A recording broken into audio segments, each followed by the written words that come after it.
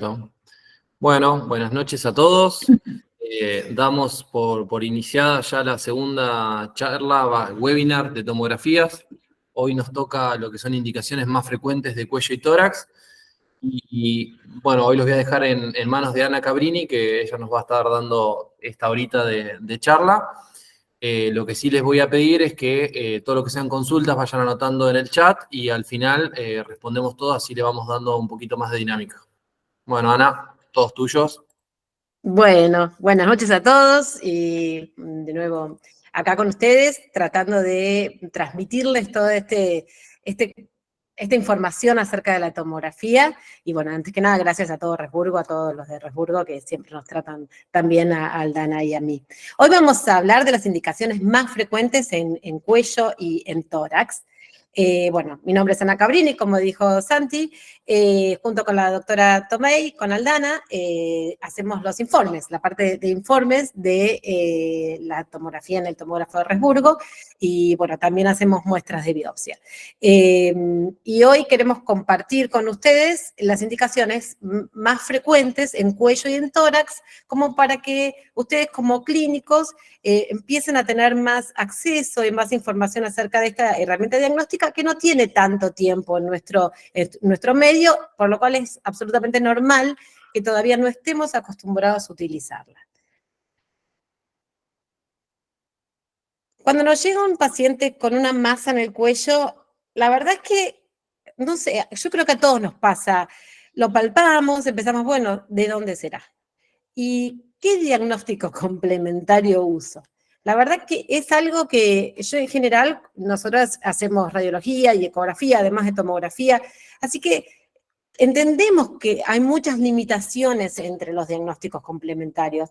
Podemos usar la ecografía, que es una excelente primera aproximación a una masa en la región cervical, nos va a dar información. La verdad es que necesitamos ecografistas muy expertos en ecografía de cuello, y por un lado, y por el otro, siempre vamos a tener ese sabor a poco cuando terminamos la ecografía, y es probable que el ecografista nos indique algún otro estudio más. La endoscopía es un excelente método para ver estructuras endocavitarias, toda la mucosa esofágica, toda la mucosa traqueal, las estructuras laringeas, la nasofaringe, la orofaringe, las vamos a ver muy bien, incluso la cavidad nasal, desde adentro, pero no vamos a poder saber qué pasa más allá de las paredes hacia afuera de la cavidad donde se encuentra el endoscopio. Si bien es de una información súper importante porque va a haber como ningún otro en observación directa estas estructuras que les mencioné, también nos va a quedar muchas veces con poca información y nos va a faltar información para seguir el diagnóstico y el tratamiento. La radiografía en el cuello nos aporta bastante poco, ¿sí? Es verdad, sí nos aporta a nivel traqueal, colapsos traqueales, masas traqueales. El esófago se puede evaluar, pero ya con imágenes contrastadas. Y el espacio retrofaringeo, la verdad que nunca sabemos si es la tiroides, si es un linfonódulo o qué está pasando ahí cuando se ve aumentado. Y por último tenemos la ecografía, la tomografía. La tomografía es lo que les voy a hablar hoy y quiero que la tengan como herramienta, no para que lo usen primero, a veces sí, a veces no, pero para que empiecen a conocer cuáles son sus aplicaciones y qué información nos va a traer acerca de estas patologías. Un brevísimo repaso de lo que ya vieron con Aldana. El tomógrafo se basa en radiación, es un tubo de rayos X que gira a altísimas velocidades mientras un sistema de detectores recibe la información. La radiación va a pasar a través de nuestro paciente y el sistema de detectores va a recibir esa información. Entonces vamos a tener muchísimas fetas, en realidad es una hélice, pero no podemos decir que son muchas fetas, tomos de esa información. Ahora, esa información va a tener escalas de grises que vamos a llamar entre hipoatenuantes e hiperatenuantes, ¿sí? Las hiperatenuantes van a ser las más blancas, las que absorben más radiación, y las hipoatenuantes, las más negras, las que dejan pasar más radiación. Y vamos a tener una escala de grises que incluso vamos a poder medir en unidades Hanfield. Y las unidades Hanfield son las unidades de absorción de radiación, y nos van a indicar de qué naturaleza es ese tejido. Si ese tejido es aire, si es hueso, si es un tejido blando, si es un líquido, y acá la gran diferencia con la radiografía, vamos a poder distinguir entre líquidos y entre tejidos blandos, que en la radiografía no podíamos. Bueno, y como si es grasa también lo vamos a ver diferente. ¿Cómo es este procedimiento de adquisición de imágenes? Vamos a tener una anestesia en planos superficiales que va a quedar en manos de nuestros anestesistas, que la verdad que son los tres excelentes. Este es el doctor Jason, que trabaja con nosotros. Lo va a anestesiar, va a tomar todas las precauciones necesarias para su anestesia. La anestesia va a ser en un plano muy superficial, porque en realidad lo que necesitamos es que el animal esté quieto. No vamos a necesitar más que eso. Entonces, la anestesia no va a estar muy profundo, con lo cual el riesgo anestésico es bajo. No obstante, se hacen todos los prequirúrgicos, se hace un monitoreo cardíaco y se hace un análisis de sangre y lo revisa el anestesista como para ver que el procedimiento sea seguro. Y luego vamos a hacer la adquisición de imágenes. La adquisición de la imagen la vamos a hacer 2 veces. Una vez con contraste y una vez sin contraste. Al revés. Primero sin contraste y después le vamos a aplicar un contraste endovenoso y la vamos a repetir con contraste. El contraste que usamos es un iodado no iónico. Es un contraste muy seguro para animales. Acá nos viene el miedo de la medicina humana. En medicina humana los iodos hacen muchas veces reacciones anafilácticas. En el caso de los pacientes de medicina veterinaria no vimos ni una, o sea, realmente una vez tuvo un rash, un enrojecimiento, le dieron un corticoide al perro o un antihistamínico y el perro normalizó por completo en un montón de tomografías que venimos haciendo. Con lo cual, la verdad es que no vale la pena tenerle miedo a este tipo no vale la pena tenerle miedo a este tipo de contrastes. Cuando no lo puedo usar, solamente falla renal aguda y paciente deshidratado. El paciente deshidratado lo hidrato y lo uso. Falla renal aguda, no lo uso. Falla renal crónica, sí lo puedo usar, no hay problema. Solamente que hay que usarlo con precaución, hay que hidratarlos bien después para que no porque le va a costar más eliminar el contraste, pero tampoco es contraindicado en una falla renal crónica. ¿Para qué sirve? Porque muchas veces, a veces se les pide que indiquen si quieren o no usar el contraste. Ante la duda, siempre, el 95% de las tomografías se van a realizar con contraste, porque la información que aporta el contraste es súper valiosa.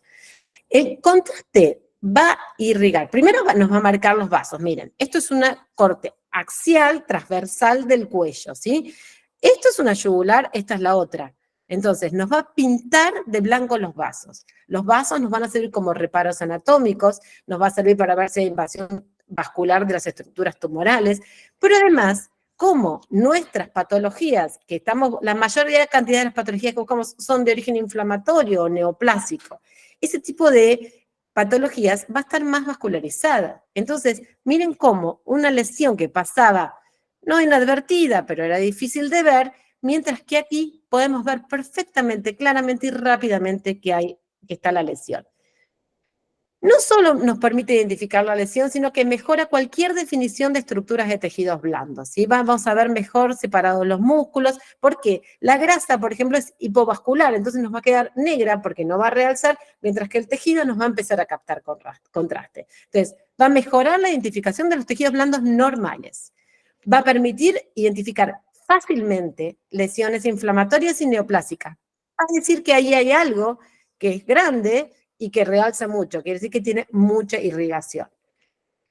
De las lesiones, nos va a permitir evaluar los contornos. Fíjense cómo este contorno es bien delimitado, es prolijo, esto es quirúrgicamente, es muy probable que esto no esté invadiendo el tejido muscular adyacente.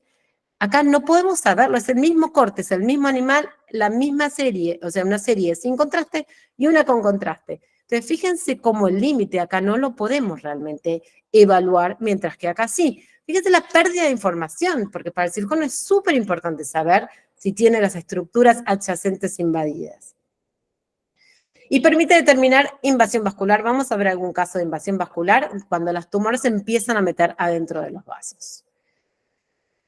Por último, de la parte técnica, tienen que saber, más que nada para los que intenten mirar las tomografías en sus casas y las bajen en sus visualizadores, hay un concepto que por ahí es difícil, que lo explicó Aldana la otra vez y lo vamos a repasar, que es el postprocesamiento de la imagen y la visualización en los visualizadores en sus computadoras. ¿Esto qué quiere decir? Cuando uno hace una serie, ya sea la con contraste o la sin contraste, cualquiera de las dos, la persona que está, esta es Laura, nuestra veterinaria a cargo del manejo del tomógrafo, lo que está haciendo Laura en el postproceso es tomar la serie y elegir un algoritmo. Un algoritmo es una forma en que la computadora tiene para agrupar los gris, para agrupar los colores, esos coeficientes de atenuación. ¿Con qué objetivo? Con el objetivo de que me sea más fácil visualizar los tejidos. Cuando usa algoritmos de baja frecuencia, lo que vamos a tener es una mejor visualización de tejidos blandos. Y los algoritmos de alta frecuencia van a visualizar mejor los tejidos duros. Entonces, va a ser de una misma serie. Ella en la computadora va a crear dos series. Va a crear una de baja frecuencia y una de alta frecuencia. Una vez que yo recibo esas series en la computadora, tengo que elegir una ventana de visualización que se eligen en un botoncito arriba de los visualizadores. Y voy a usar ventanas de tejidos blandos o ventanas de tejidos duros, depende de lo que yo quiera evaluar. Ahí es importante que cuando yo quiero evaluar tejidos blandos, voy a elegir o ventanas de abdomen o ventanas de mediastino, ventanas de tejidos blandos, ¿sí? Y voy a usar un algoritmo de baja frecuencia. Voy a tomar la serie de baja frecuencia y la voy a mirar con una ventana de abdomen. Cuando yo, en el cuello, lo que quiero evaluar es la columna, lo que voy a hacer es tomar la serie de alta frecuencia y la voy a evaluar con ventana ósea. Fíjense qué feo se ve el detalle aquí, ¿sí? Del hueso, cuando acá se ve precioso. También se ve muy bien todo lo que tenga espacios aéreos con las ventanas óseas, después lo vamos a volver a ver en pulmón, y voy a perder definición de los tejidos blandos, mientras que aquí voy a tener una definición muy linda de tejidos blandos y no voy a ver bien los huesos. Entonces, es importante que si ustedes van a mirar las imágenes en sus visualizadores, usen los algoritmos correctos y las ventanas correctas. La tomografía lo que van a recibir son cortes axiales, que son estos cortes que van a ir para atrás, y los puedo ir para atrás y para adelante, los puedo mover las veces que yo quiera, y vamos a ver los cortes axiales. Ahora, fácilmente la computadora nos va a permitir reconstruir en sagital, en axial y en coronal. Esto nos va a dar una idea tridimensional de las lesiones que es muy, muy importante, ¿sí? También lo que puedo hacer es las reconstrucciones 3D y les puedo ir sacando como capas, ¿sí? de tejidos que atenúan menos hasta los tejidos que atenúan más como el hueso. Entonces, va a ir levantando capas y nos va a dejar ver en reconstrucciones 3D distintas estructuras tridimensionales. Y también las puedo mover esas estructuras 3D. Esto puede ser muy útil para un cirujano para planificar la cirugía, y a veces no es realmente útil para ver por dónde están pasando realmente los vasos, porque nos da una idea tridimensional importante. Cuando ustedes piden una región cervical de tomografía, lo que van a obtener es un estudio que les va a evaluar desde el ángulo mandibular hasta la entrada del tórax. Va a haber series sin contrastes y va a haber series con contraste. Y les van a enviar, como les dije, un algoritmo de baja frecuencia y un algoritmo de alta frecuencia para que ustedes puedan evaluar tejidos duros o tejidos blandos. Ahora, es muy, muy importante que ustedes indiquen en la solicitud el diagnóstico presuntivo y que envíen los estudios previos. ¿Por qué? Porque no es tan simple como les dije que solamente Laura hace un algoritmo de alta frecuencia y baja frecuencia. Cuando uno toma la imagen tomográfica, tiene un montón de decisiones que tomar, desde el espesor de corte, cómo va a girar el tubo, si le va a poner un contraste con aire o con agua en algún momento en algún órgano cavitario. No se puede hacer todo con todos los pacientes porque tendríamos el paciente un montón de tiempo en el tomógrafo. Entonces, lo que hacemos es, ¿cuál es tu diagnóstico presuntivo? Y vamos a optimizar todo el estudio tomográfico en su adquisición y en su postproceso para que la información sea la de mejor calidad. Pero no es lo mismo hacer un estudio para esófago que hacer un estudio para tiroides o que hacer un estudio para columna, si bien va a ser siempre la región cervical. ¿Va a servir? Sí. ¿Vamos a evaluar todo en todas las tomografías? Sí. Pero no vamos a tener el mismo detalle de información que cuando tenemos un diagnóstico presuntivo. ¿Cuáles son las principales indicaciones de la tomografía en el área cervical? Masas de proyección en la tiroides, alteración en los linfonódulos, cualquier estratificación oncológica va a pedir que yo vea si los linfonódulos están afectados o no, alteraciones en el espacio faríngeo, que es tan difícil de evaluar por ecografía y por tomografía y por radiografía, alteraciones traqueales y laringias, esofágicas, vamos a poder evaluar también la columna torácica, y vamos a evaluar también cuerpos extraños, fístulas que puedan aparecer en esta región. Cuando yo tengo una masa en el área de proyección tiroidea, nos va a permitir estimar el origen tiroideo, ¿no? Con bastante exactitud, porque las tiroides se ven muy, muy bien. Entonces vamos a poder saber si es tiroideo o no es tiroideo. Vamos a determinar las características de esa lesión, el grado de vascularización, la mineralización, las áreas quísticas, la necrosis. Vamos a poder ver a través de los estudios contrastados si invaden o no las estructuras adyacentes. Vamos a evaluar la invasión vascular y la linfadenopatía regional. Y si le agregamos a una tomografía cervical, una tomografía de tórax, vamos a poder tener otra información muy importante, que es la de evaluar las metástasis. La tiroides se ve muy bien, la tiroides normal se ve muy bien. Miren, esta es una serie sin contraste. Es uno de los tejidos que se ve sin contraste. Para los tumores necesito hacer contraste, pero ya se ve sin contraste porque tiene yodo, y el yodo es lo que le damos de contraste, y es el único órgano que tiene yodo natural. Esto es bueno también porque vamos a poder evaluar tiroides ectópicas en el caso que las hubiere. Pero fíjense, esta es una tiroides, la tiroides derecha, y esta es la tiroides izquierda. Cuando le pongo contraste, realzan aún más y van a evidenciar las lesiones, si es que las hubiera. Estas son todas normales. Esta es una imagen tridimensional. Esta es la yugular externa. Esta es la carótida, la otra carótida. Y esto que está aquí es la tiroides. ¿Sí? Esto que está acá es la tiroides. ¿Por qué aparece todo rojo? No es porque sea sangre, sino porque está pintando de rojo todo lo que tiene contraste. Y como yo le di el contraste endovenoso, el contraste está circulando por el sistema sanguíneo, por eso es que está pintado. Vamos a ver un caso de este perrito que es un carcinoma tiroideo, pero en este caso fíjense como el carcinoma, miren, este es un vaso sanguíneo, ¿sí? La carótida, fíjense como el límite entre el vaso sanguíneo y el tumor es preciso. El centro, fíjense como no capta contraste, eso quiere decir que hay una gran área de necrosis o hemorragia, o puede ser también coloide, ¿sí? Un componente quístico, tumoral. Fíjense cómo voy a tener los bordes bien, bien, bien delimitados. Acá lo veo también. No veo ninguna de las estructuras vasculares. El tumor empuja las estructuras vasculares, pero no las invade al momento del estudio. Este perrito es un candidato excelente para cirugía. De hecho, se operó y a los 7 meses lo enviaron de vuelta, pero es un control, no porque le pasara nada, para ver si había recidiva. Porque es muy fácil ver la recidiva con la tomografía.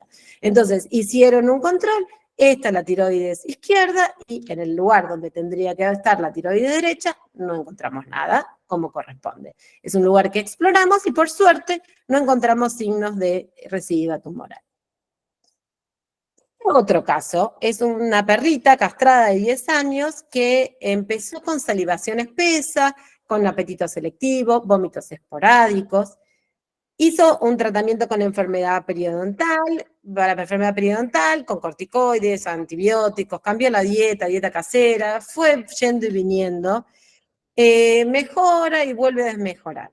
Le decían hacer una ecografía. En la ecografía, la doctora encuentra asimetría tiroidea, sugerente de patología en lóbulo tiroideo izquierdo, adenopatías de espectro infiltrativo o inflamatorio y patología infiltrativa esofágica. Ve un montón de cosas, pero no logra unirlas ni definirlas, ¿no? La ecografista que hizo esto es una amiga nuestra, es excelente y el equipo es muy bueno, pero no logra terminar de definir tridimensionalmente las estructuras porque el método tiene sus limitaciones. Lo mandan a hacer endoscopía. En la endoscopía ven que hay una formación polipoidea en el antro pilórico, ven que ahí está inflamado el esófago, que el duodeno tiene linfangiectasia moderada. Le toman muestras de todo, no encontramos nada relevante para nuestro cuadro clínico. Entonces, ya tenemos una endoscopía, ya tenemos una ecografía, le mandan a hacer una radiografía. En la radiografía hacen primero un estudio simple, le ven aumentado el espacio retrofaringio, por eso que este perro tiene mucha salivación, mucha molestia al comer, inapetencia. Le encuentra aumentado el rectofaringio y por eso le piden todos estos estudios en este orden, ¿no? Y encuentran, la verdad que nada más serio que un aumento de ese espacio.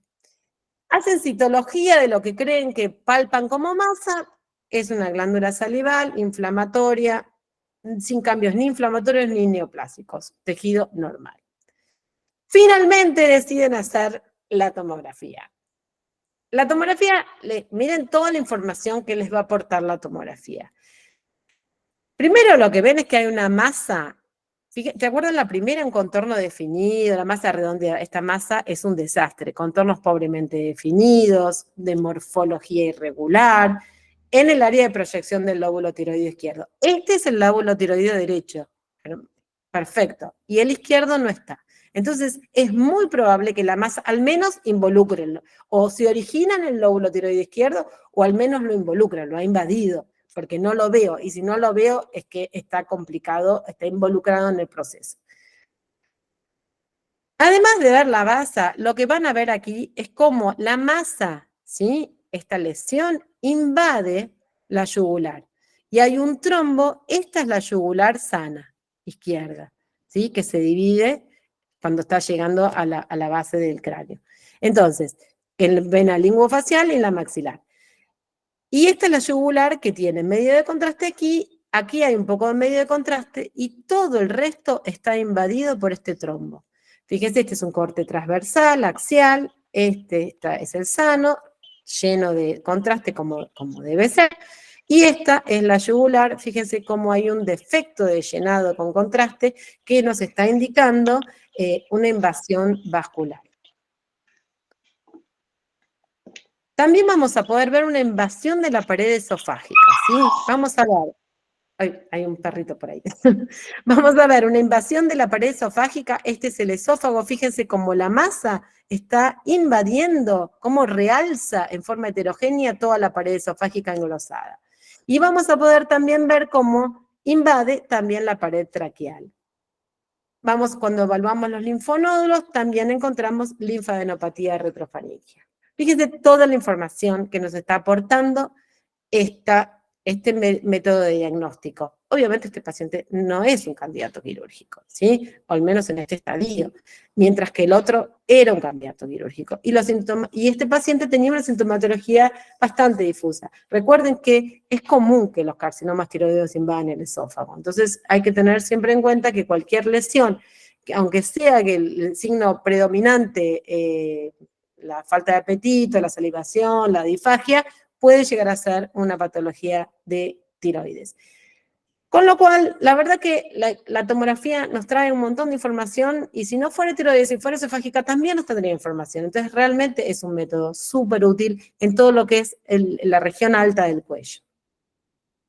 Finalmente, en la misma tomografía, se hizo una biopsia guiada por tomografía y esta es la aguja de biopsia, este es un corte en el momento que hicimos la muestra para tomar un tejido representativo y dio un carcinoma tiroideo.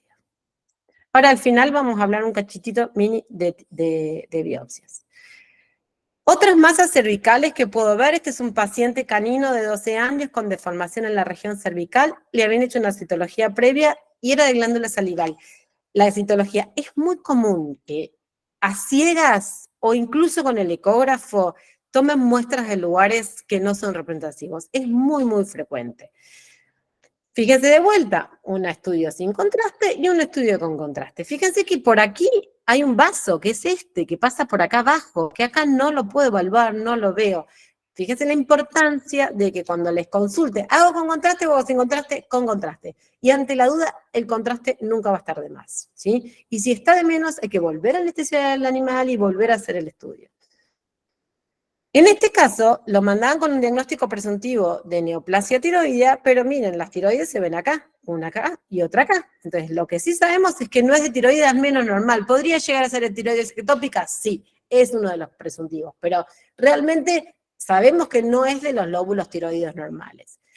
Fíjense, esta es una reconstrucción 3D, y cómo se ve, esta es la carótida, y que la masa está abrazando la bifurcación está justo en la bifurcación de la carótida, las ramas la abrazan. Entonces, uno de los tumores que se da en este sector es el quimiodermatoma o paraganglioma carotidio, y este caso era uno de esos casos. La paratiroides se ve también, no se ve siempre, pero es muy común que se vea cuando el tomógrafo es bueno y el animal no es muy pequeño, se ven las paratiroides bastante bien, tanto las externas como las internas. Las internas son más variables, puede estar en el medio o puede estar en el polo caudal, y cuando uno tiene una sospecha de enfermedad paratiroidea, la tomografía es, además de los métodos de diagnóstico sanguíneos, es el método de elección para evaluar la imagen de esa paratiroides. Es lo más sensible en imágenes de estudio de paratiroides. El hiperparatiroidismo primario, que es la neoplasia más frecuente de la glándula paratiroides, por suerte no es muy frecuente porque es muy brava, da un cuadro de hipercalcemia, un cuadro clínico muy severo, con mucha descompensación clínica. La mayoría es por adenomas y se pueden extirpar quirúrgicamente, ¿sí? También, como en el caso de la tiroides, puede haber paratiroides ectópicas.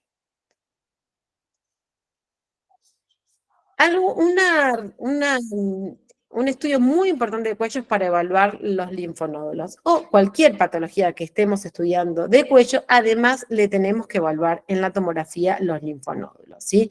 Entonces, de vuelta, fíjense los linfonódulos, estos son los retrofaringios, fíjense cómo sin contraste son muy difíciles de identificar y con contraste cómo se identifican claramente. Estos son todos los linfonódulos de la región del cráneo y el cuello, y estos linfonódulos, las tonsilas palatinas, que están más en el cráneo, los linfonódulos mandibulares también más cerca del cráneo, los retrofaringios mediales y los cervicales superficiales son los que vamos a evaluar siempre en todas las tomografías.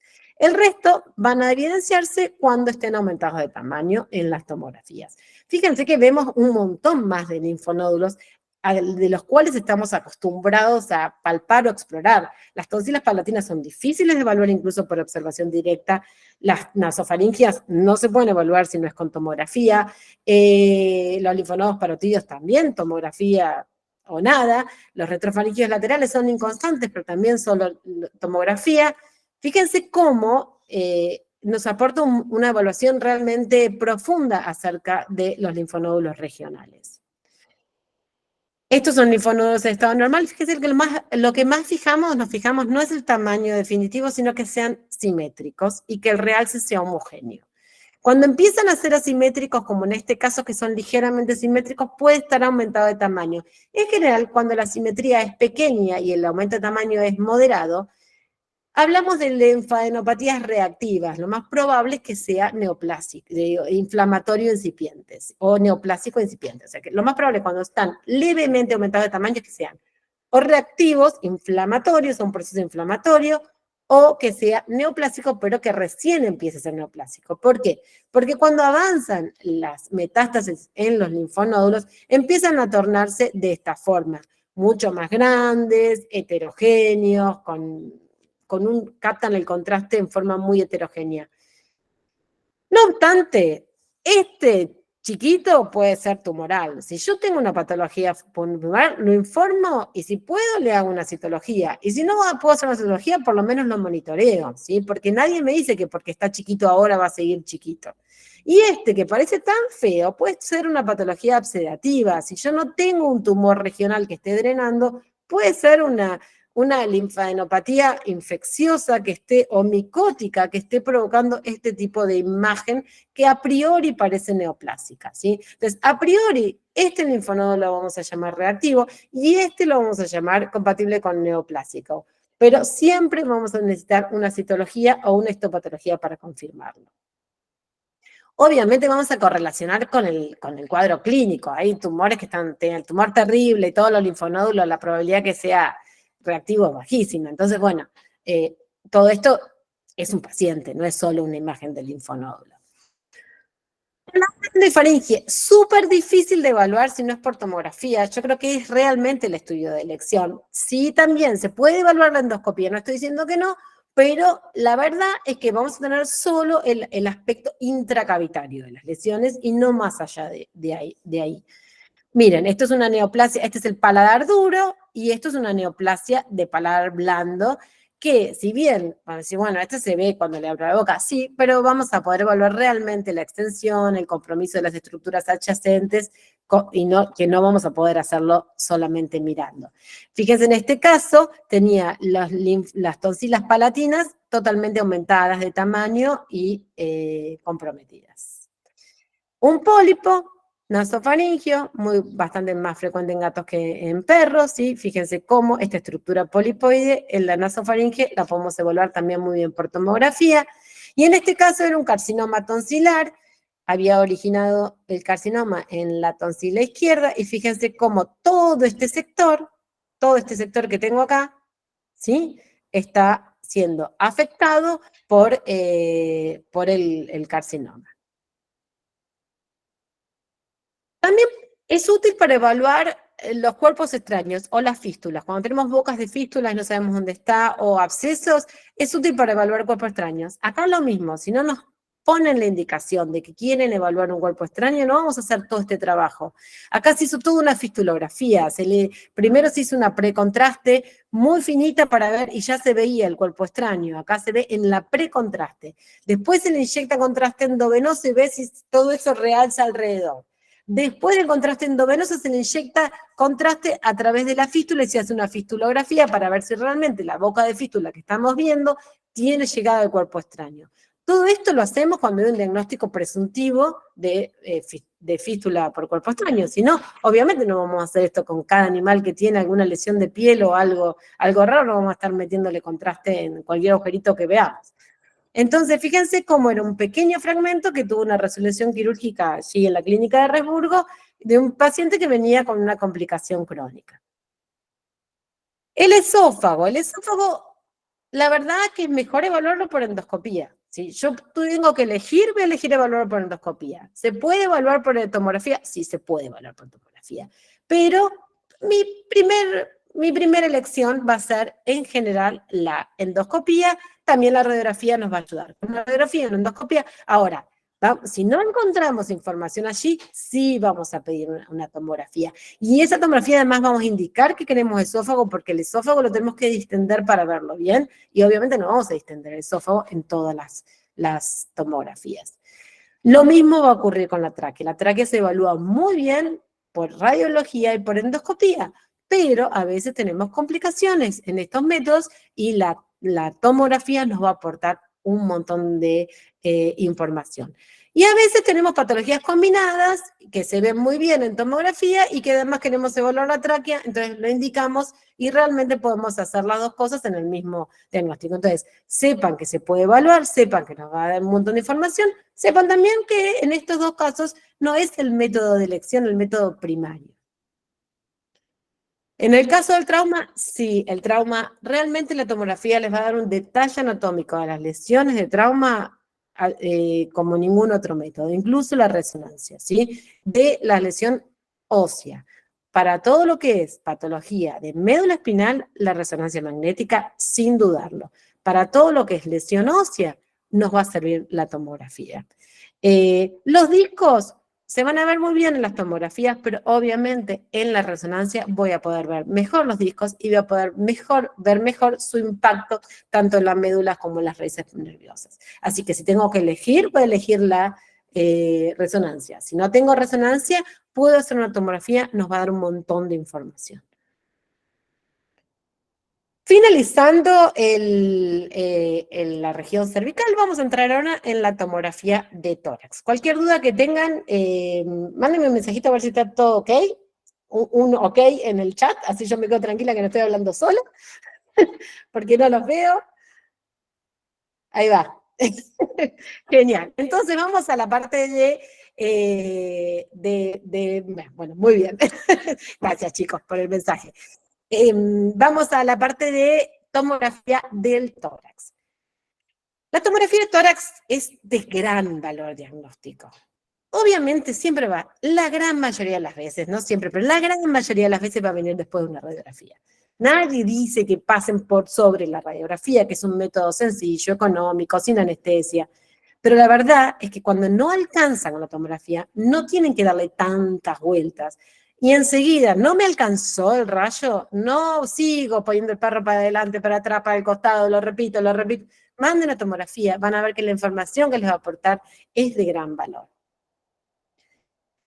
Procedimiento el mismo que dijimos para el cuello, lo anestesiamos, adquirimos imágenes en series sin contraste y en series con contraste. Y acá vamos a tener unas pequeñísimas diferencias. Vamos a tratar de hiperisuflar el paciente, ¿sí? Para que el tórax y el pulmón se expanda y vamos a ver mucho mejor el patrón pulmonar. Y esto es muy importante para ustedes como derivantes, tenemos que evacuar la efusión pleural y el neumotórax, ¿sí? Porque si no, los pulmones nos quedan achucharrados, y si algo achucharrado no se puede diagnosticar. Entonces, no es que no vamos a poder ver, vamos a ver que tiene un neumotórax o ver que tiene una efusión, pero eso ya lo sabíamos de antemano, no necesitamos una tomografía para eso. Entonces, todos los pacientes que cursen con efusión o neumotórax o los drenan en sus veterinarias o indican en la misma orden, se solicita drenar antes de la tomografía, ¿sí? O evaluar si es necesario drenar antes de la tomografía. Es muy importante que ustedes como clínicos sepan esto y se lo vayan diciendo a los pacientes de antemano, a los propietarios, ¿no? A los pacientes no. Lo mismo que nos pasaba con el cuello, Laura o la persona que esté manejando el tomógrafo nos va a generar distintas series. Estas series van a ser en base a algoritmos a altas frecuencias y a bajas frecuencias. Los de alta frecuencia en este caso, vamos a visualizarlo de dos maneras. Se llama tórax pulmón, van a ser los de alta frecuencia. El nombre puede variar, pero no importa si le ponen tórax pulmón, tórax óseo, da igual, es un algoritmo de alta frecuencia. Ustedes tienen que saber que todo lo que es pulmón y todo lo que es óseo se ven en alta frecuencia, es el mismo algoritmo. Voy a usar este tórax pulmón, que es de esta serie, y la voy a cambiar de ventana en mi computadora para ver el pulmón. Fíjese el detalle que tengo aquí de pulmón, y acá cómo me realza el hueso. Entonces, fíjense cómo ver las estructuras que queremos de la forma adecuada nos va a cambiar mucho la información que obtenemos. Los algoritmos de baja frecuencia que nos lleguen en las imágenes los vamos a utilizar con ventanas de mediastino o con ventanas de abdomen para evaluar los tejidos blandos. Yo quiero que por un momento miren estas dos imágenes. Una es de un paciente muy grande y otra es de un paciente muy chico. Realmente la imagen A se ve mucho peor que la imagen B. ¿Sí? La imagen B tiene mucha mayor definición. Y acá es algo que tener en cuenta, no solo para el tórax, pero en el tórax importa mucho, se ve mucho esa diferencia, igual que en el cráneo y en el carpo, por ejemplo, todas las estructuras, cuando las estructuras que queremos evaluar son chiquititas. Acá queremos evaluar bronquios, estructuras vasculares pequeñas de la trama pulmonar. La tomografía se ve mejor en animales grandes, ¿sí? Al revés que la ecografía y al revés que la radiografía. Entonces, acá hay que también saber usar los métodos diagnósticos. Tengo un animal gigante con una patología pulmonar, es poco probable que la radiografía, salvo que la patología sea muy evidente, me arroje una buena información. Lo voy a tener que pasar por un tomógrafo. Los animales chiquitos también, cuando no tengo definición en la radiografía, la tomografía va a ser mejor que la radiografía. Pero acá vamos a tener un detalle bastante peor que en el perro grande. También se los digo para que cuando ustedes reciban una tomografía entiendan que no es que se hizo mal la tomografía, es que realmente en los animales pequeños la definición del equipo, de cualquier equipo de tomografía, es peor, por más que forzamos la imagen y tratamos de meterle como más intensidad al tomógrafo, cortes más finitos, pero nunca vamos a alcanzar lo que es la imagen de un perro grande, ¿sí? Con un gatito o con un animal, un perrito pequeñito, ¿sí? Fíjense cómo acá nos cuesta identificar los bronquios y miren acá la definición de las paredes bronquiales, es realmente una belleza. También tengan en cuenta que miren que estos pulmones están muy insuflados, están bien ventilados, por eso les digo que acá hay que dormirlos un poquitito más, hay que tratar de hiperinsuflar el pulmón y tratar incluso de generar una mini apnea, no es una apnea de un rato, es bolsearlo un poco para que tarde más en respirar mientras pasa el tomógrafo. El tomógrafo tarda nada, tarda 10 segundos, 15 segundos, 20 segundos. Entonces, pasa el tomógrafo y el animal no nos mueva el tórax en el medio para que no nos salga movida la tomografía. Todo esto sí se puede. También tienen que entender que hay veces que la calidad de la tomografía no va a ser la óptima porque el animal no es bien para que yo lo esté hiperisuflando y le esté haciendo apnea. Entonces, ojo que todo esto tiene sus limitaciones y las va a imponer el paciente, que va a ser siempre nuestra prioridad. ¿Cuáles son las principales indicaciones para una tomografía de tórax? Estadificar un paciente oncológico, evaluar metástasis y linfonódulos, diferenciar origen de masas pulmonares, parietales y mediastínicas, que a veces por radiografía nos quedan dudas, evaluar la localización y la extensión de lesiones para ver si podemos hacer una cirugía o no. Patología pulmonar difusa, acá tenemos una herramienta de gran valor que usamos bastante poco y hay un montón de radiografías que nos quedan con un diagnóstico inconcluso que habría que hacer la tomografía para poder intentar acercarnos a su diagnóstico. Y para después controlar la evolución. Neumotórax recurrente espontáneo, torsión lobar, tromboembolismo pulmonar, trauma torácico, síndrome febril desconocido. Estas son las principales indicaciones, ¿sí? Hay más, pero bueno, estas son las más comunes. Estadificación oncológica. Este es un paciente, esto lleva días de diferencia. Este paciente tenía metástasis que no se veían en las radiografías, tenía los tres radiografías, lateral izquierdo, lateral derecho y una radiografía ventrodorsal. Y la verdad que le quedaban algunas dudas, tenía osteomas, era un intersticio medio raro, pero la verdad es que no terminaba de definirse imágenes nodulares. Y había cierto refuerzo intersticial y nada más, mientras que en la tomografía a la semana se encontraron nódulos. No gran cantidad, obviamente, pero se encontraron nódulos, uno de ellos de un tamaño bastante importante, de 7 milímetros. Y acá vamos, todos los estudios que puedan encontrar en las publicaciones van a ver que no hay duda que la tomografía es más sensible que la radiografía. La tomografía detecta nódulos de 1 milímetro, la radiografía de 7 o 9 milímetros en un caso que la radiografía sea buena y el paciente no sea gigante, ¿sí? Entonces, fíjense que esto es lo mejor de lo mejor. La tomo vamos a 1, y la radiografía va a 7 o 9. En el medio me quedan un montón de imágenes que no voy a estar viendo. Entonces, no solo va a detectar más pacientes con neoplasia, sino que además va a detectar más número de neoplasias por paciente. Por eso dicen que solo detecta la radiografía el 9% de los nódulos que se diagnostican por tomografía, porque hay un montón de nódulos chiquititos que no los van a poder ver y que sí los van a ver. Voy a poder definir que tiene metástasis, pero por ahí no tan bien la cantidad. Y la verdad que hay varios estudios donde correlacionan el número de metástasis con el pronóstico de vida, con lo cual es importante tener la mejor definición que podamos, pero bueno, va a ser el oncólogo va a decidir o no si mandar la tomografía o si con la radiografía ya es suficiente. Vamos a evaluar en la misma estadificación oncológica los linfonódulos. Sí acá, como ningún otro método. Vamos a evaluar todos los linfonódulos mediastínicos, los externales, los mediastínicos craneales y los traqueobronquiales. Muy bien, se van a ver como no se ven en la radiografía nunca. Vamos a poder evaluar en el mismo procedimiento metástasis musculoesqueléticas con una sensibilidad muchísimo mayor a la radiografía, tanto en hueso como en músculo. En músculo también hay bastantes metástasis. Y por último tenemos como un bonus track, un agregado, que es, podemos evaluar metástasis hepáticas. ¿Por qué? Porque vieron que el pulmón, la cúpula diafragmática, mete el hígado y lo deja rodeado por el pulmón.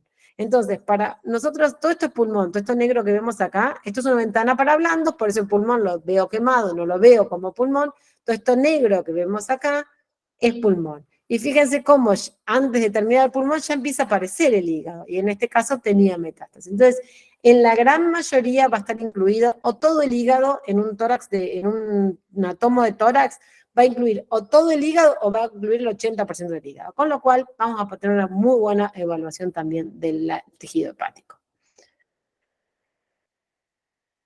Entonces, para ver estadificación oncológica, me va a estadificar mucho mejor que cualquier método el tórax. También nos va a servir para ver si la masa pulmonar es única o no es única. y confirmar que sea única, a ver si decidimos hacer una intervención quirúrgica y retirarla, e incluso nos va a dar una ubicación exacta o mucho más exacta de esa masa y las características de esa masa. Este es un nódulo pulmonar que aparece aquí, este es el nódulo.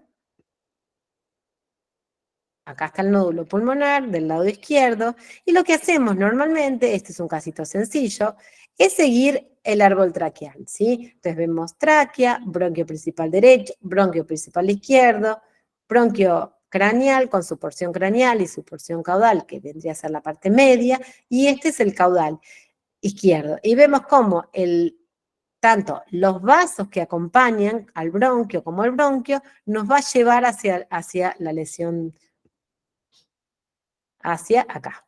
Miren, la lesión acá, la lesión pulmonar, ¿sí? Entonces, fíjense, esta es parte de una de las ramas del bronquio principal del lóbulo caudal izquierdo. Este es una rama vascular, esto es un vaso, fíjense cómo está bien realzado y se le mete en el medio del tumor. Entonces, con seguridad nosotros vamos a poder este es otro caso, este es un caso y este es otro caso, ¿sí? Pero vamos a poder decirle a este cirujano que tiene que sacar la masa que va a estar localizada en el lóbulo caudal izquierdo. Y esto para el cirujano es de gran valor. Y además que no tiene ningún otro tipo de lesión, ¿sí? No tiene un proceso metastásico asociado.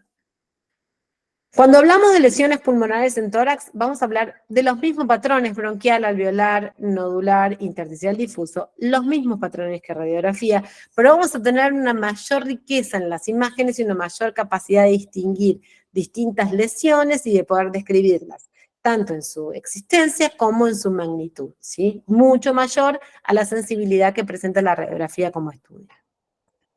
Este es un caso de un patrón alveolar con broncograma, fíjense cómo se ve, es un patrón alveolar muy severo, pero fíjense cómo está todo con pérdida de la ventilación, acá hay una atenuación muy superior a la atenuación normal del pulmón, y vemos que persisten los broncogramas adentro de todos los lóbulos que están llenos de algún líquido, no sabemos de cuál, puede ser pus, puede ser edema, eso no lo podemos saber con una tomografía obviamente.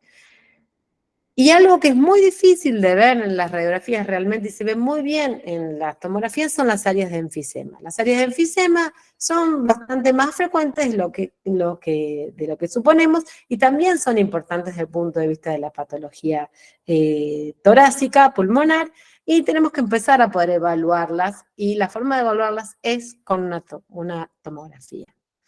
Miren este caso es un perrito de 9 años, un Westie, que tenía tos de un año de evolución, le habían dicho que era cardiópata, estaba con antibióticos, le daban corticoides, mejoraba un poco, iba, venía, era hipotiroideo y le habían dicho que era cardiópata. Cuando llega a la clínica, le hacen un estudio cardiológico, estaba todo normal, estaba muy sobredosificado con hormona tiroidea, le empezaron a bajar la hormona tiroidea, le repitieron las radiografías, y lo que ven es un patrón intersticial, ven un colapso traqueal, que podría ser el causal de su cuadro de tos, pero además ven un patrón intersticial bastante marcado, difuso. El corazón, cuando le hacen los VHS y demás, está justo en el límite superior para la raza. Tengan en cuenta que es un paciente toneliforme, entonces siempre nos va a parecer más grande el corazón en una radiografía. Cuando le hacen la tomografía a este perrito, lo que vamos a ver es que hay realmente una severa pérdida de la ventilación pulmonar. Los coeficientes de atenuación pulmonar normalmente son de menos 700, menos 900, y acá están en menos 200, menos 300. ¿Sí? Lo que quiere decir es que falta aire. Los coeficientes están muy blancos este pulmón, atenúa demasiado la radiación. Entonces, eso implica una pérdida de la capacidad de ventilación. Entonces, hay un aumento de la atenuación pulmonar, patrón de vidrio esmerilado, porque sigo viendo los vasos, sigo viendo los bronquios, el patrón se llama vidrio esmerilado, es el patrón difuso, como si estuviera atrás de una hoja de calcar, qué antigüedad la hoja de calcar, de la tomiedad. De un vidrio esmerilado mejor que todavía hay, y en general lo vamos a ver bastante parcheado. Miren, en este sector el animal está bastante mejor, no normal, esto sigue teniendo una atenuación demasiado alta para pulmón. Fíjense acá, este parte está intermedio y esta parte está mucho más severa. Por otro lado, lo que vemos en este slide es que este es un bronquio, fíjense cómo está aumentado de tamaño, muy aumentado de tamaño respecto de los vasos adyacentes. Cuando la relación es mayor a 2:1, se considera bronquiectasia. Entonces, también tiene esas cosas que podemos medir más cosas y evaluar más certeramente las bronquiectasias. Entonces, este paciente además tenía bronquiectasias, no solo esta, tenía varias, incluso bronquiectasias subpleurales. Esto que está acá son áreas de enfisema. Y también tenía el colapso traqueal que ya lo veíamos en la radiografía. Esto nos da un cuadro, junto con la raza, de un patrón intestinal sugerente de fibrosis, con grado moderado severo. La fibrosis, si bien lo ideal es diagnosticarlo por una biopsia, pero la verdad que asociado a la raza, a la evolución del paciente, es muy probable que esto sea fibrosis, se puede directamente tratar como fibrosis, y también está estadificado en tomografía, según las lesiones que van apareciendo, en leve, moderado, severo, y se usa mucho para ver el control evolutivo y la respuesta al tratamiento, que lamentablemente es en general bastante mala, y el pronóstico de estos perros es malo. Otro caso que usamos la tomografía es cuando tenemos neumotoras recurrentes, entonces tenemos neumotoras a tensión y recurrentes, lo más probable es que tengamos bullas o bleps que nos estén complicando. Obviamente que ya la bulla que originó ya el neumotórax ya desapareció para cuando yo hice, voy a ver solo un neumotórax, pero los pacientes que tienen bullas y neumotórax a repetición suelen tener más de una bulla y a veces tienen algunos lóbulos pulmonares tan afectados que es mejor removerlos quirúrgicamente. Entonces, cuando los pacientes tienen neumotórax espontáneos, está muy indicado realizarle una tomografía para poder evaluar si hay más bullas y evaluar si necesitan algún tipo de acción médica. La torsión lobar es otra urgencia en la cual deberíamos hacer una tomografía. No hemos tenido tantos casos. Yo creo que nos quedamos con la torsión lobar un poco porque nos quedamos, a veces llegan a los diagnósticos radiológicos y ecográficos y deciden directamente operar, a veces no se consigue tomógrafo con urgencia, pero realmente vale la pena hacer una tomografía a estos pacientes. Es patognomónica la imagen, está estas burbujitas llenas de burbujitas, todas estas burbujitas bien claras de atrapamiento aéreo y en la interrupción de la luz bronquial, como acá, es muy clara la torsión, no cabe duda, y este perro hay que operarlo. En las radiografías y en las ecografías en general, siempre nos vamos a tener una duda importante a cuanto al diagnóstico. En este caso, tuvimos un caso en Resburgo también de un paciente que había tenido torsión lobar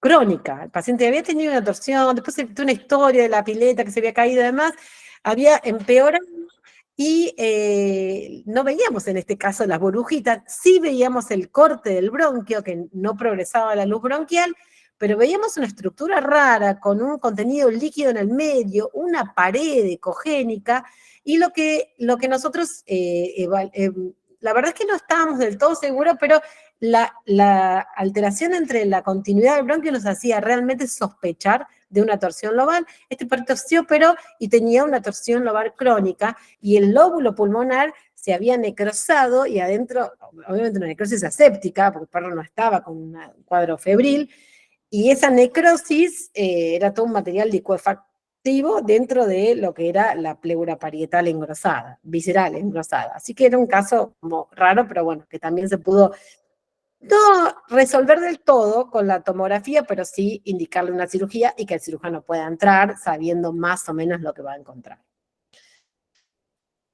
Para quistes mediastínicos es genial, los quistes mediastínicos se ven también con ecografía muy bien, pero a veces nos quedan dudas si es un quiste o si es una imagen, una neoplasia quística, y con la tomografía realmente nos va a quedar súper claro todo esto que ven acá.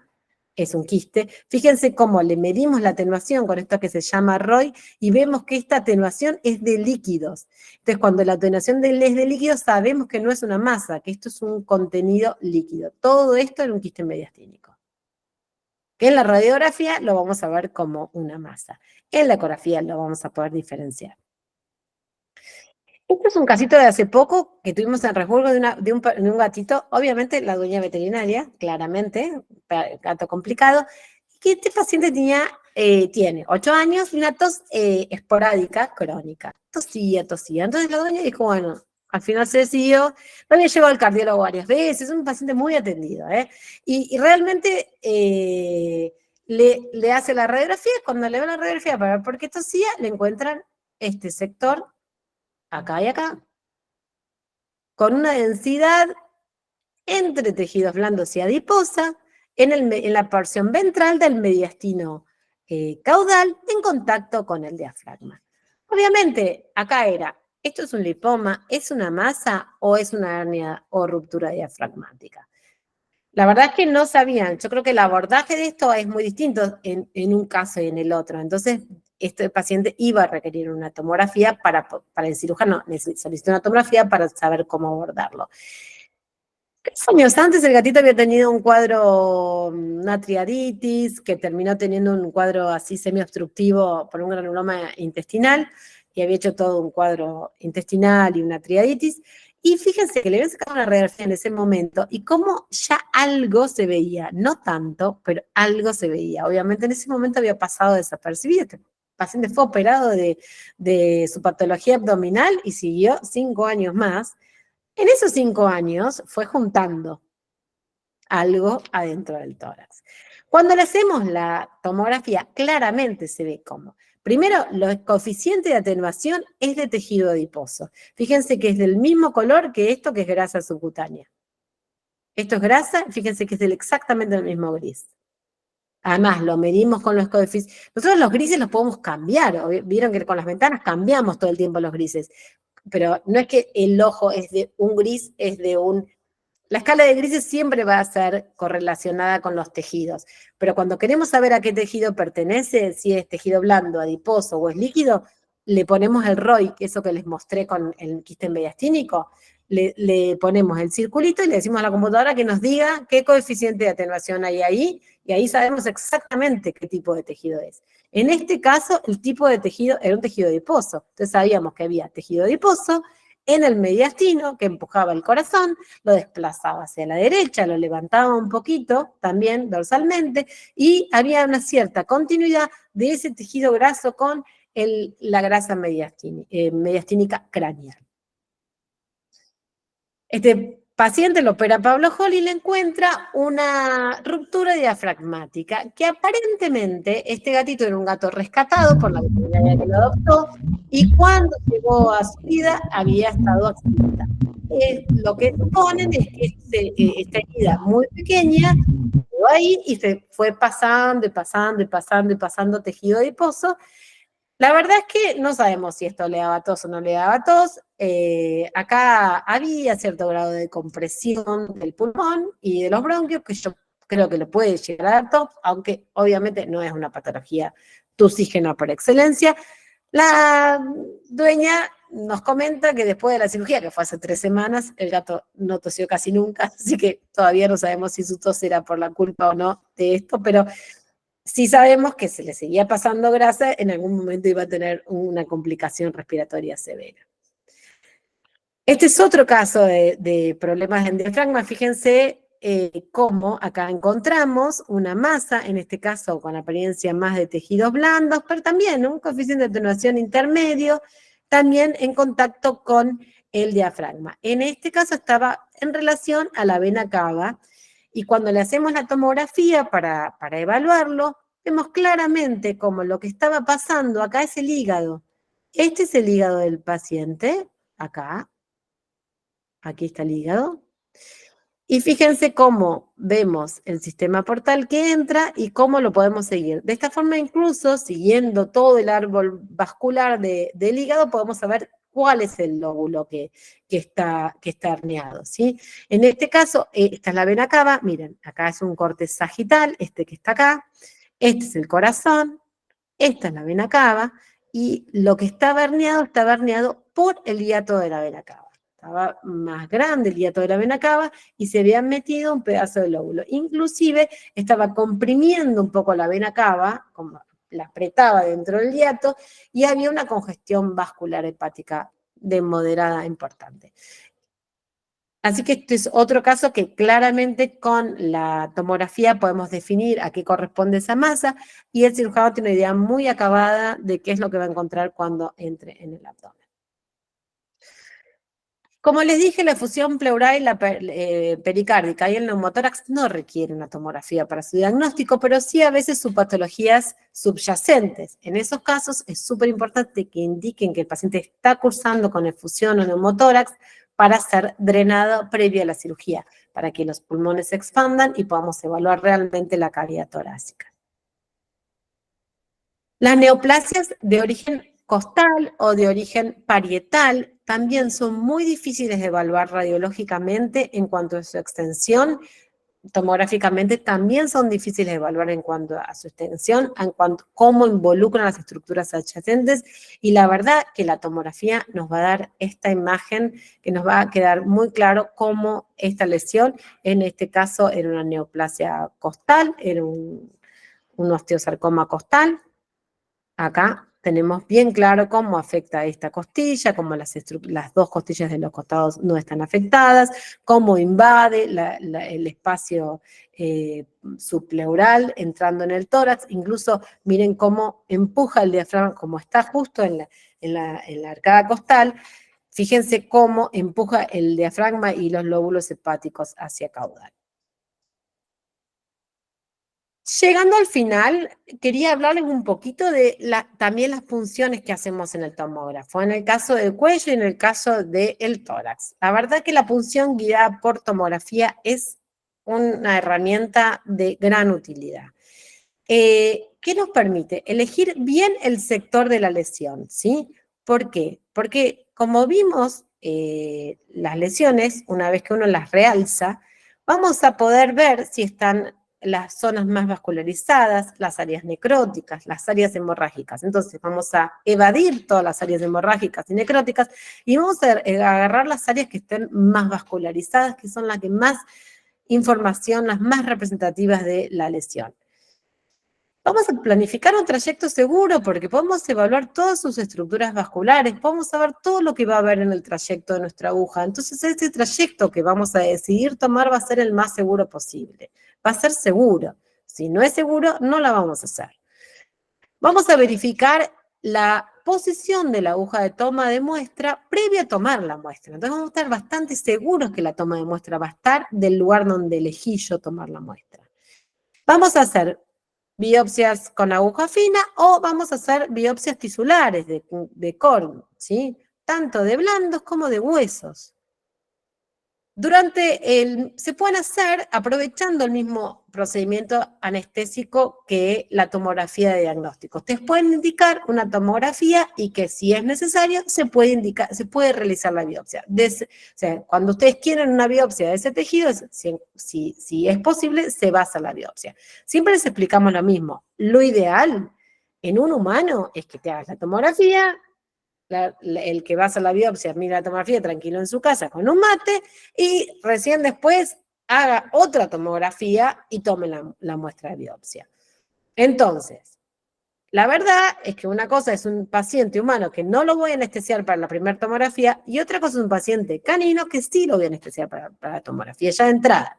Entonces, lo que le decimos siempre a los clínicos que nos derivan y lo que le decimos a la gente cuando llega para la biopsia es: si consideramos que es clara la toma de muestra y que el procedimiento es seguro y que tenemos un trayecto seguro y que la lesión es una lesión que va a ser fácil de biopsiar con guía tomográfica, lo vamos a hacer.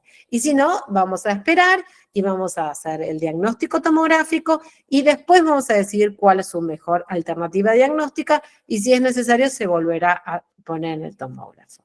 Pero hemos biopsiado pulmón, columna, hueso, cavidad nasal, estructuras cervicales y realmente con un muy buen rendimiento. También en el caso del tórax, una de las complicaciones que puede tener es el neumotórax o el sangrado más común en el neumotórax, es re poco frecuente, pero bueno, puede haber esa complicación y el tomógrafo, después de hacer la tomografía, la biopsia, volvemos a pasar al paciente rápido por el tomógrafo y nos permite evaluar si hay realmente en forma muy temprana, si hay algún tipo de complicación. Por eso le da un extra de seguridad. Es un método de elección para biopsias de cráneo, tejidos blandos, tanto del cuello como del tórax, como los músculos esqueléticos de las piernas, o sea, tejidos blandos en general, tejido musculoesquelético, para todas las estructuras pélvicas, ¿sí? Y para el tórax. Para el tórax también es el método de elección. El abdomen en general va a tener más rendimiento ecográfico. Sí es verdad que lo que se puede hacer es hacer la tomografía y aprovechar el procedimiento anestésico y la información tomográfica para hacer en el mismo acto, a continuación, una biopsia ecoguiada, ¿sí? Pero a veces el abdomen, en muchos casos, no el espacio retroperitoneal que es más rígido, pero el abdomen que es más blando y los órganos se mueven más, la verdad que la ecografía nos da una buena ruta de acceso, una buena visualización en general, elegimos la ecografía para biopsia. ¿Por qué nos es tan útil la biopsia guiada por tomografía? Primero porque elijo el sector más representativo de la lesión, que eso que le conté, que yo elijo el sector, que no haya necrosis y que haya una buena vascularización, que el tejido tumoral esté lindo, bien comido, para que salga bien en la biopsia. ¿Cómo lo elijo? Lo elijo en la pantalla del tomógrafo, de la computadora del tomógrafo. Yo corro como corrieran las tomografías, elijo, digo, bueno, acá quiero biopsiar. Este sector. Cuando yo elijo el sector, acá, en esta imagen, en estos numeritos chiquitos de acá, me va a aparecer un número. Ese número es el número que figura acá arriba, acá, en el monitor del tomógrafo. Entonces, ¿qué quiere decir? Que si yo tengo este número acá, yo sé que este número, cuando yo lo veo acá, el perrito va a estar justo abajo del láser. El tomógrafo tiene un láser, que es una cruz, que es este horizontal y este es axial, ¿sí? Y este es sagital. Entonces, este que es el axial va a corresponder a este número y va a corresponder a esta imagen. Obviamente no tengo que mover el perro, ¿no? Hago una corrida y no muevo el perro me queda en exactamente el mismo lugar. Entonces, pero qué sé yo, que a esa altura es donde yo quiero biopsiar. Esta es una biopsia que hicimos la semana pasada, de un carpo. Pero que sabíamos que a esta altura es donde nosotros queríamos biopsiar, porque en este hueso, porque queríamos biopsiar el hueso carpal radial, radiocarpal. Entonces, lo encontramos en la imagen, miramos el número, lo llevamos, le prendimos el láser y con un marcador le dibujamos el láser en la pata. Lo mismo podemos hacer en el tórax, lo mismo podemos hacer en el cuello. Pelamos y le dibujamos. El perro ahí lo retiramos para atrás del tomógrafo, ahí ya está, yo sé que tengo que entrar a esa altura que tengo dibujada. Entonces, ¿qué hago? Ahí lo puedo cambiar de posición, lo preparo un pañito de campo y coloco la aguja. A veces coloco una aguja de prueba en la piel, cuando es lesiones intracavitarias colocamos una agujita de prueba y nos fijamos a ver si estamos antes de entrar en la cavidad. A veces que entramos directamente con la aguja porque las lesiones son más superficiales. Entonces, nosotros colocamos la aguja de prueba o la aguja de biopsia. La aguja de prueba la vamos a colocar no entrando en la cavidad, sino solamente en la piel y subcutáneo. La aguja de biopsia, si es que ya entramos, la vamos a entrar del todo. Colocamos y lo que hacemos es, volvemos a pasar el paciente por el tomógrafo y volvemos a verificar. Y vemos, a ver, ¿estamos bien? Esta es la aguja y esta es la lesión. ¿Estamos bien? ¿Estamos donde queremos estar? Ok, listo. Entonces ahí recién tomamos la muestra. Si es la aguja de prueba, vemos si estamos bien, sacamos el perro de vuelta, ponemos la aguja de verdad, la clavamos en mayor profundidad, lo volvemos a meter en el tomógrafo y vemos si está bien. Lesiones pulmonares se pueden tomar las que están en contacto con las paredes y las que no están en contacto con las paredes. Se pueden tomar cualquier tipo de lesión pulmonar, siempre y cuando no estén en el medio del hilio pulmonar y rodeadas de vasos, ¿no? O sea, hay limitaciones que por ahí uno en la imagen dice, no, o sea, que este paciente mejor a cirugía abierta. Pero la gran mayoría de las lesiones intratorácicas van a ser biopsiables y de tamaños bastante pequeños. Esta es enorme. Bueno, llegando al final de la charla, me pasé unos minutillos, lo que primero agradecerles a toda la clínica de Resburgo, que realmente es excelente en manejo de los pacientes, de la gente y de todos nosotros. El trabajo que hacen es impecable. Esta es Aldana Tomei, que con ella hacemos los informes de tomografía, y ella es Laura Agüero, que es veterinaria también, radióloga, y ella está a cargo del manejo del tomógrafo. Y la verdad que es un placer trabajar con ellas. Y este es nuestro equipo de anestesistas, que son Sofía, Macarena y Jason. Jason hace conmigo las biopsias los jueves. La verdad que es un placer también trabajar con todos ellos y los cuidan un montón a los pacientes y los monitorean durante todo el procedimiento y durante su recuperación. Así que van a estar en buenas manos y cualquier duda pueden hablar con ellos también acerca del procedimiento. Y llegando al final, bueno, los invito ahora sí, si quieren hacer alguna pregunta, si todavía están ahí. Ahora pueden escribir o abrir sus micrófonos, como prefieran.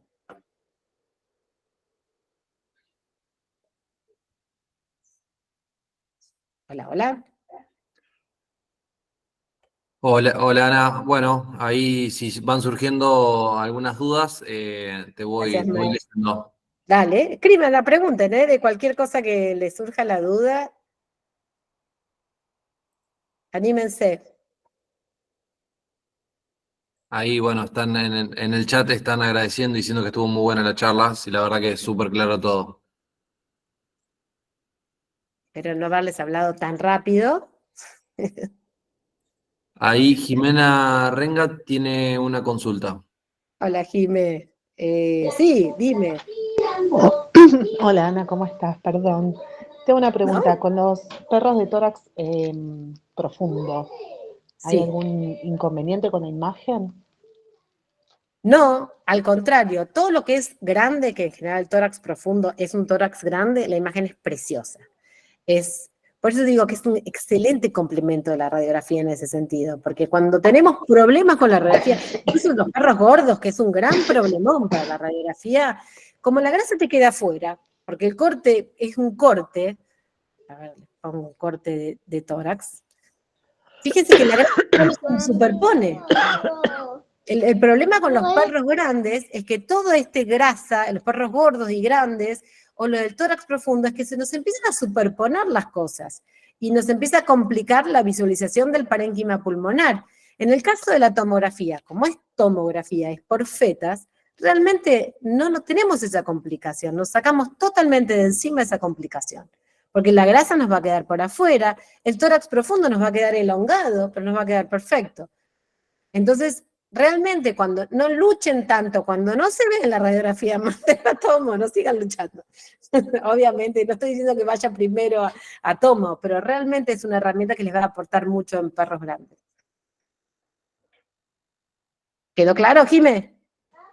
Sí, perdón, y perdón que justo tosí. No, no hay Gracias. problema. ¿Alguna otra duda de cuello o de biopsias o de tórax?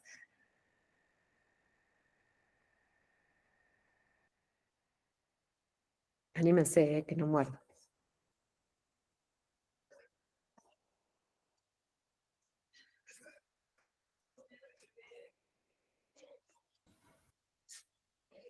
No, por el momento está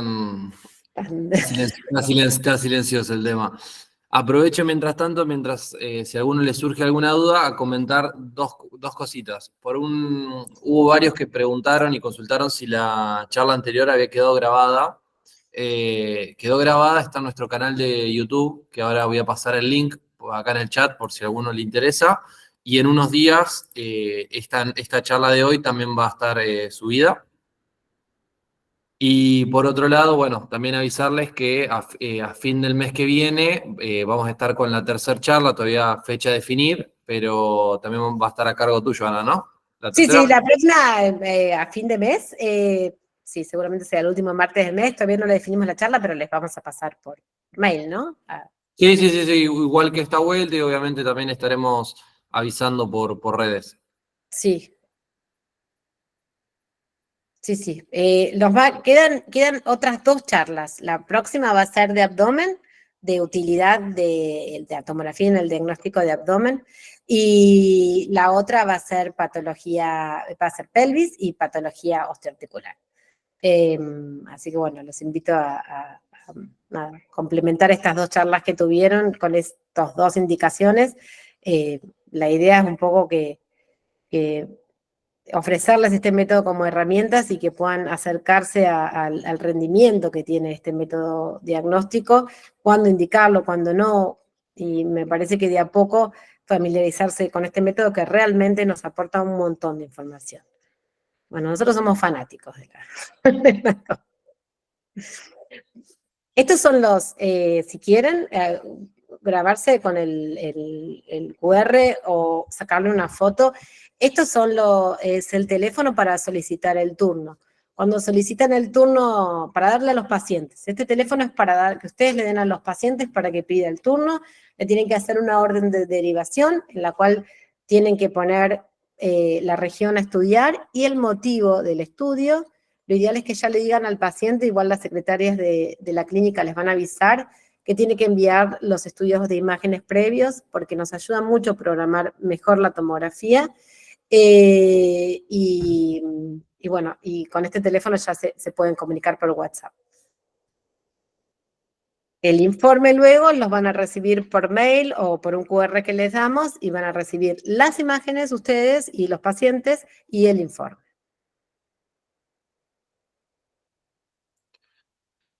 Perfecto, Ana. Bueno, gracias por toda la charla de hoy, la verdad muy buena. Creo que no hay No hay más dudas. dudas. O hay muchas y son demasiadas. Eventualmente, nada, ahí está el teléfono de ustedes dos, que se pueden también comunicar con ustedes si hay alguna duda, o bueno, o eventualmente en la próxima charla también. Sí, acá tienen los dos WhatsApp de la doctora Tomei, que dio la charla la vez pasada, y el mío. Lo que necesiten de saber, si tienen un paciente, un caso, no saben si es adecuado para tomografía o qué es lo que van a encontrar en la tomografía, o sea, qué respuestas pueden buscar en una tomografía, o cualquier caso en particular, si va a biopsia, si no va a biopsia, qué nos parece, no hay ningún problema, nos escriben por WhatsApp. Las dos vivimos a 1000. En general tardamos en contestar el WhatsApp dentro del día, pero lo terminamos contestando y no nos molesta para nada a ninguna de las dos la consulta de ustedes. Gracias, Marla, me pone soy su fan. Lindo. Marla la tenemos en un curso también. Bueno, Santi, agradecerte de vuelta a todo Resburgo por esta oportunidad y bueno, un abrazo y que tengan buenas noches. No, muchas gracias a vos, ustedes, Ana. Bueno, nos estaremos viendo en breve. Buenas noches a todos. Gracias por Chao. escucharnos. Hasta luego.